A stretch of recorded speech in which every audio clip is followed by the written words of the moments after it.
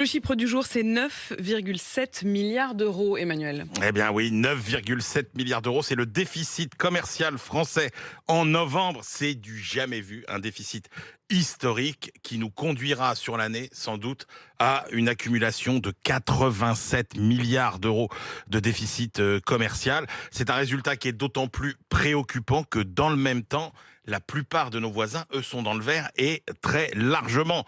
200 milliards d'excédents pour l'Allemagne, 68 pour les Pays-Bas, l'Italie dont on disait toujours ah oui les Italiens, la compétitivité, etc. 68 milliards d'excédent commercial. L'Espagne est déficitaire, mais d'une quinzaine de milliards seulement. De tous les pays de la zone euro, c'est la France qui est dans la situation la Mais plus catastrophique. comment on explique des résultats aussi catastrophiques pour la France? Alors, il y a des raisons qui sont en même temps les mêmes que celles de nos voisins. C'est-à-dire quand on dit la reprise économique, elle a forcé, par exemple, elle a boosté les ventes de produits d'aménagement de la maison.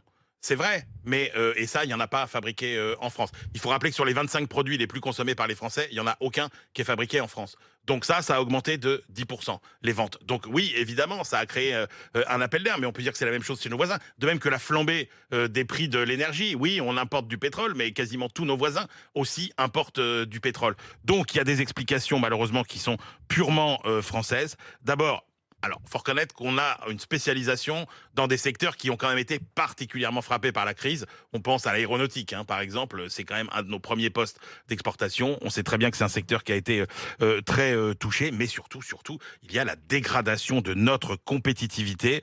La France perd des parts de marché dans presque tous les domaines. On parle souvent de l'industrie, mais dans l'agriculture, la situation est encore plus catastrophique. La part de l'industrie française dans l'industrie de la zone euro a chuté à 14,1% aujourd'hui. C'est du jamais vu. Jamais la France n'a aussi peu pesé dans l'industrie Et je européenne. vous sens vraiment désespéré. Ah mais ça devrait être une priorité absolue de tout programme présidentiel. Alors il y a une volonté de réindustrialiser qui commence à se manifester. On voit qu'on ouvre plus d'usines en France qu'on enferme depuis 3 ans. Mais enfin le chemin de la compétitivité et de la réindustrialisation ne fait que commencer et il sera très très long.